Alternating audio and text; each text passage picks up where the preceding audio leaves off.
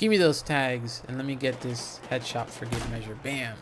How's it going, guys? This is Falcon2081. We got some Battlefield 4 team deathmatch on Flood Zone. This is obviously PC gameplay footage, and I am playing with the Xbox 360 controller. But let me kill this guy here real quick.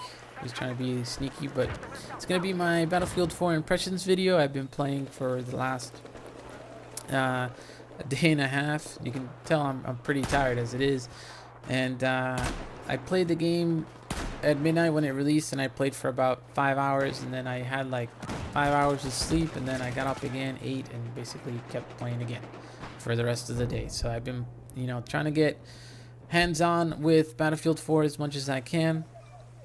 As you saw in my first video, I did stream a little bit, for the midnight release and stuff like that. So I hope you guys enjoyed that first video where I went off, using the sniper rifle, like I basically do in this match as well. So, let's get into it. Talk about Battlefield 4.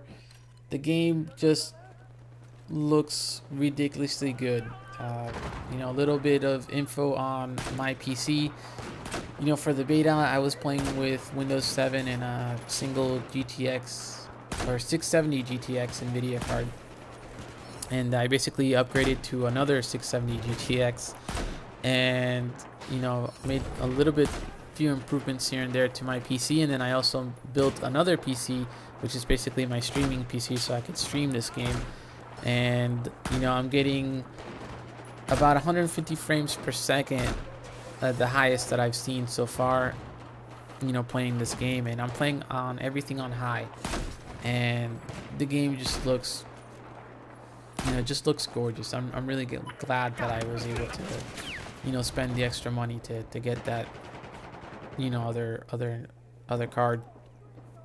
The audio sounds extremely good as well. Everything is the positional audio, the environment, and all that stuff. It seems like a big step up from Battlefield 3. It reminds me a lot of Bad Company 2, and when they came out with Battlefield 3, the sound was still very good, but just not as good as Bad Company 2 in my opinion.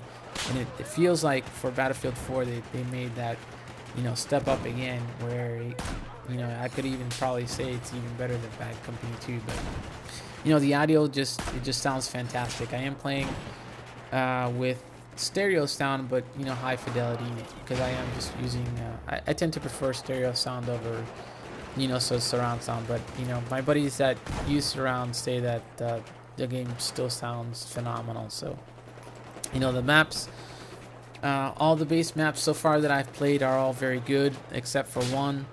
This map in particular, Flood Zone, is very, very interesting. A lot of verticality. A lot of people being on the rooftops. It's basically a rooftop map. It reminds me of Modern Warfare 2 playing on Favela. That's what it reminds me of. So when I started playing this map, I thought I was playing Call of Duty for a second. But the one map that I did not like was the one with the train tracks. The name escapes me at the moment, but basically you had the train that goes through the middle of the map, and it goes back and forth, and I think it's like a flag. But anyways, the map is extremely big. I think there's like 5 flags or something like that. But that entire map is basically reminded me of like what the Armored Kill expansion pack in BF3. There were just way too many tanks. Basically you couldn't play as infantry, because all people were doing were just on vehicles, taking flags in vehicles and stuff like that. So it made it really hard to do anything as an infantryman in that map. So, but I've been playing a lot of a mix of conquest and a lot of team deathmatch, like here.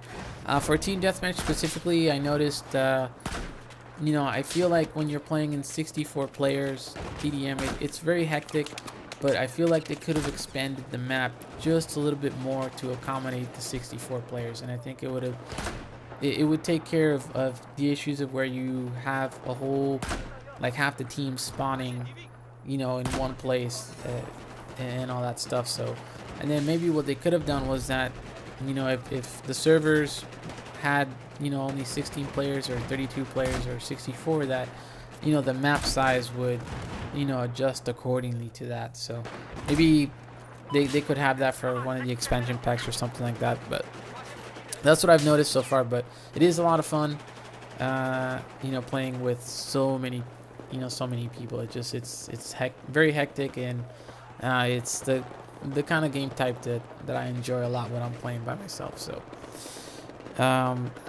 things that I've noticed so far while playing, we're gonna get into the bad stuff sort of. I'm getting a lot, not a lot of random crashes, but very annoying random crashes where I'll just be playing, minding my own business, and then just bam, the game just crashes for no reason. Another thing is that there's an audio bug that basically transferred over from Battlefield 3. You'll be just playing in a server, and all of a sudden, the sun cuts out for everybody in the server, and you won't get it back until the next match, basically. Which it's not that bad of a bug, but it's annoying enough that you just get pissed off because the only thing you can hear is just people's voices, and that's it. I mean, you can't hear anything, so it's like you're playing, Battlefield 4 Mime Edition or something like that. Things from the beta that transferred over to the retail release, they basically optimized the game even more. I'll have to give them credit for that. I don't know about you guys that are playing on Windows 7, but when I basically upgraded to Windows 8.1, so I know that I'm getting the best performances possible with this game, and it runs fantastic on 8.1, smooth like butter, so no issues there. So hopefully, if you guys are on Windows 7 or anything like that, let me know if you guys have any issues.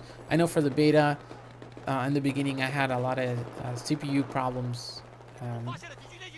When I first started playing the beta, it was just not optimized at all. Towards the end of the beta, though, they kind of fixed it. But, still I was getting those micro stutters and all that stuff. But for the retail release here, I'm not having any problems with 8.1.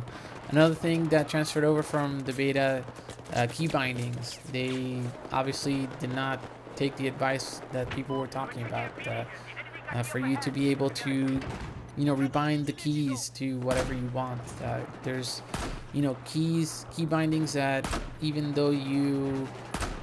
how do you say it, that you erase or don't want to use, that it's still in use in another part of the game. So it's kind of weird, but that's just how it is. Another thing, a bug that was present in the beta was the mag pull ammo. Basically in hardcore, if you say I'm firing, I have 31 bullets, I'm at 15 bullets now, I reload, I'll lose those 15 bullets. It just doesn't work for normal mode, but hardcore, they can have that. Hopefully they fix it soon. I know they did a day one patch. It was like 600 megs, but I don't really know what it was that they fixed. But aside from that, guys, the game is, if you haven't picked it up, pick it up for console. Maybe not for 360 or PS3, but maybe for the next generation console, PS4 and Xbox One.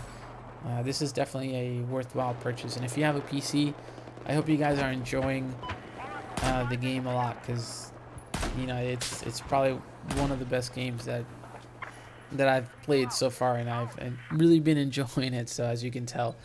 So I hope you guys enjoyed the gameplay. I did have to end up cutting about 5 minutes just because I didn't want to make it too long, and I want to hear you guys me rambling too much. But I hope you guys enjoyed the gameplay. Remember to like and comment. I always do appreciate those comments, and let me know what you guys want to see. I'll definitely talk about the sniper rifles in my next video, so I'll probably have another sniper video or something like that, or maybe go to assault and then just talk about the different guns that I've found that are pretty good so far, and setups like that. So but other than that, guys, I'll see you guys later, and take care.